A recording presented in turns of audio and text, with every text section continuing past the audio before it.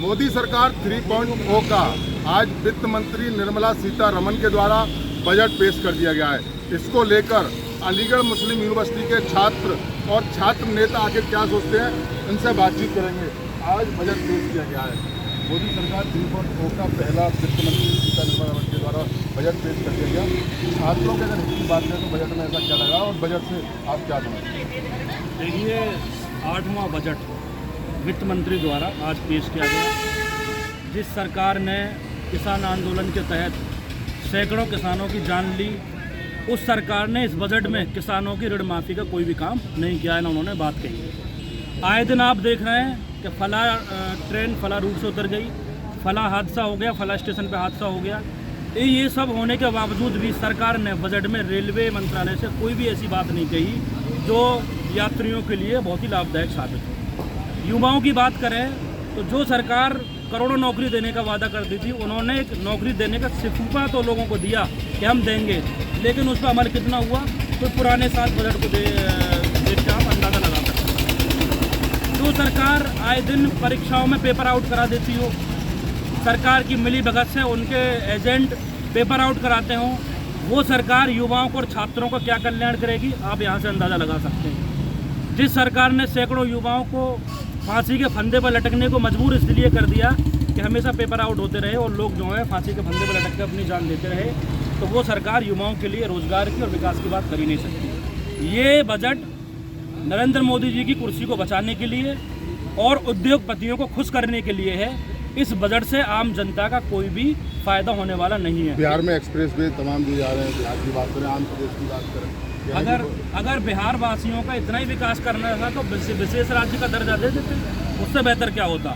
आप सफूफा लोगों को छोड़ते हो कि हम बेहतर करेंगे, लेकिन आप बेहतरी के नाम पर इस देश की भोली भाली जनता को लूटने का काम करते हैं। आप उद्योगपतियों को खुश करते हैं, उसके अलावा ना तो इस देश के किसान के लिए, ना इस देश की महिलाओं के लिए, ना इस देश के युवाओं के लिए आप कोई भी काम करते। सिर्फ और सिर्फ भारतीय जनता पार्टी की सरकार इस देश की पब्लिक को लूटने का काम करती है और उद्योगपतियों को बहुत अच्छे तरीके से खुश करने का काम करती है। जैसे कि मैं आपको बताऊं, मोबाइल के पार्ट्स सारी चीज़ों को लेकर के बात कही गई, लेकिन रिचार्ज सस्ते करने की बात नहीं की गई, क्योंकि रिचार्ज अगर महंगे होंगे तो अडानी अंबानी का पैसा बढ़ेगा, रिलायंस के ज़्यादा खरीदार होंगे।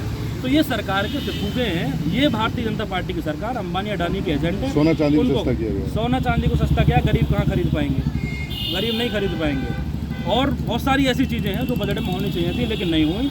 ये सरकार पूर्ण तरीके से उद्योगपतियों कब्जे में, तो उनको खुश करने के लिए तरह तरह की चीज़ें करती है। यही बजट का एक तरीके से भारतीय जनता पार्टी की नरेंद्र मोदी जी कुर्सी को बचाने के लिए और उद्योगपतियों को खुश करने के लिए चलानी।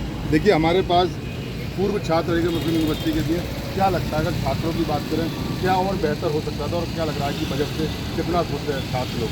शिक्षा में बिल्कुल ध्यान नहीं है सरकार का। पेपर लीक हो जाता है, किताबों वगैरह पर GST लगा देते हैं। शिक्षा युवा जो है वो पढ़ता, देश की तरक्की करता, देश का नाम होता, मगर ये लोग चाहते हैं स्टूडेंट जो है वो बेरोजगार रहे, क्योंकि इनकी जो वो है रणनीति कि ना पढ़ पाएगा और हमारे इशारों पर चलेगा। इसलिए इनका पढ़ी लिखाई से तो कोई ध्यान नहीं है इनका बिल्कुल पढ़ाई पर। इसलिए बजट पास कर, हर साल पास होता है, कभी ऐसा बजट पास हुआ है कि आवाम का फ़ायदा हुआ है, कभी स्टूडेंट का फ़ायदा हुआ, किसान आंदोलन पे बैठे हुए हैं, कितने सालों से किसानों का फ़ायदा हुआ, महिलाओं के कोई सोचते नहीं है। केंद्र सरकार में भी, यूपी सरकार में दाव ऐसे करते हैं, वोटिंग लगाए थे कि अपनी कितना काम, वाहवाही के चक्कर में लगी पड़ी है सरकार पर, वाहवाही पर हर चीज़ में वाहवाही, लेकिन देश की हालत बड़ी नाजुक, बड़ी ख़राब। ये सब आपका मैं अभी आपके पास जा रहा हूँ, वहाँ मैं पूछता हूँ, आज बजट पेश किया गया, क्या लग रहा है किस तरीके का बजट है, कितने संतुष्ट मानते हैं आप इस बजट को लेकर? हम तो बजट जैसा ही पास हो रहा है। अच्छा बजट पास हुआ है, क्या क्या अच्छा रहा है? किसानों को फायदा हो रहा है, हम तो किसान आदमी हैं। हो रहा है किसानों का फायदा। क्या कहेंगे, आज बजट पेश किया गया है मुख्यमंत्री के द्वारा, कांग्रेस नेता भी हैं, आप समाज सेवी भी हैं, आपके नज़रिए से क्या रहता है भाई? संपूर्ण तौर पर आम जनमानस विरोधी बजट है। जन विरोधी, किसान विरोधी, युवा विरोधी, मजदूर विरोधी, गरीब विरोधी, महिला विरोधी, शिक्षा स्वास्थ्य विरोधी, मैं इसको क्या क्या नाम दूँ। ये आपने शुरू में कहा कि मोदी सरकार, ये मोदी सरकार नहीं है, ये दो पायों वाली सरकार चल रही है। ये इस वक्त दो पायों वाली NDA की सरकार है।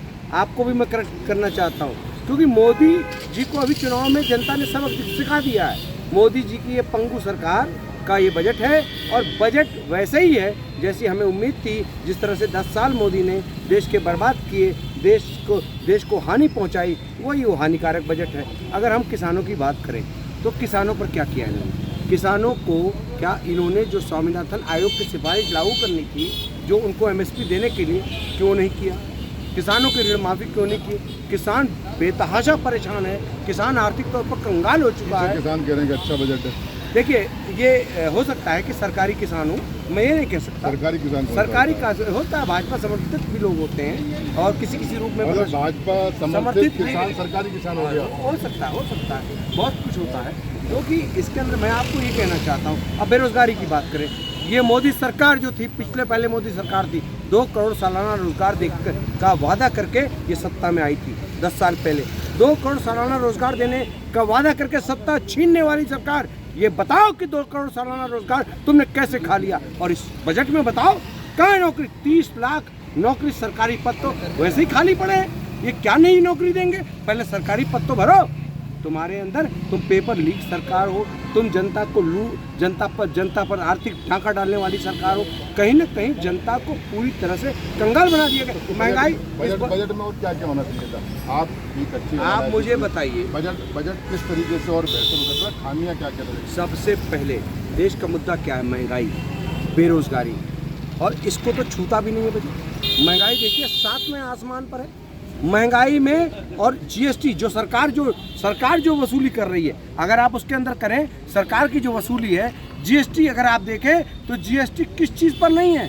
खाने पीने। अंग्रेजों ने वो टैक्स नहीं लिया जो ये मोदी सरकार जनता की गांठ में से टैक्स निकाल रही है।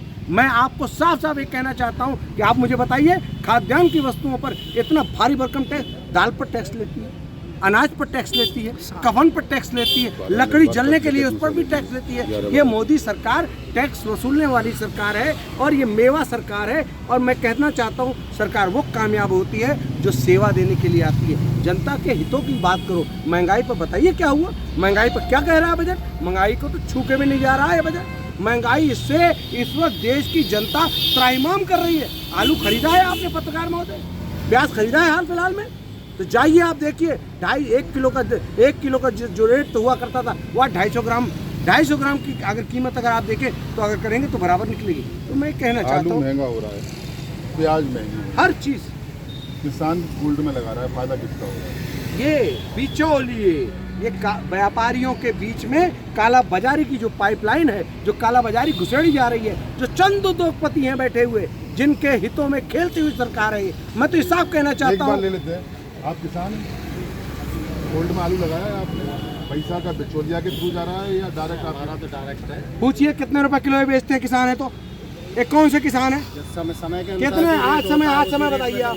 मैं बताना चाहता हूँ, सरकारी गवाह के रूप में प्रदर्शित करने वाले लोग होते हैं। इनको ये नहीं पता कि शहर के अंदर क्या रेट बिक रहा है, आलू प्याज क्या रेट बिक रहा है। टमाटर खरीदते हो तो दिखाइए, गाल लाल हो जाएंगे, इनके भी लाल हो जाएंगे। 100 रुपए किलो से ऊपर टमाटर बिक रहा है, जहाँ लोग 50-60 रुपए में सेब खाया करते हैं। सेब 200 रुपए किलो बिक रहा है। अरे फल की तो बात छोड़िए, आम गरीब का कैसे चूल्हा जलेगा, इसके बारे में बात करिए ना। आम गरीब जनमानस क्या खाएगा? लोगों के चूल्हे को ठंडा कर देने वाली ये सरकार है।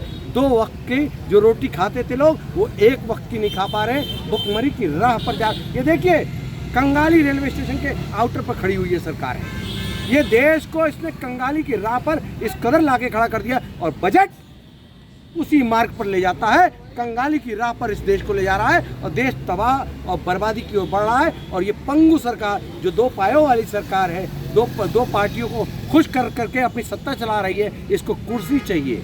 मोदी जी को प्रधानमंत्री बने रहना चाहिए, बस उसी के लिए। अच्छा, आपके हिसाब से बजट में और क्या क्या एडिट होना चाहिए था और क्या क्या खास होना चाहिए था? देखिए, शिक्षा पर बात होनी चाहिए थी। शिक्षा में बजट में इंक्रीमेंट होना चाहिए था। शिक्षा और स्वास्थ्य मेन मुद्दा है देश का। स्वास्थ्य पर कुछ नहीं, शिक्षा पर कुछ नहीं। शिक्षा में बजट में क्यों नहीं इंक्रीमेंट हुआ? शिक्षा के लिए देखिए, आप बताइए कितने यूनिवर्सिटी खोलने के बाद क्या? कुछ नहीं है। स्वास्थ्य के ऊपर देखिए, इस देश गाँव के विकास की बात करी गई है, गाँव सड़क जोड़े जाएंगे, विकास होगा, अन्न योजना, ये तमाम शिक्षा की मैंने पहले कहा था चुनाव से पहले, मोदी की गारंटी यानी झूठ की गारंटी।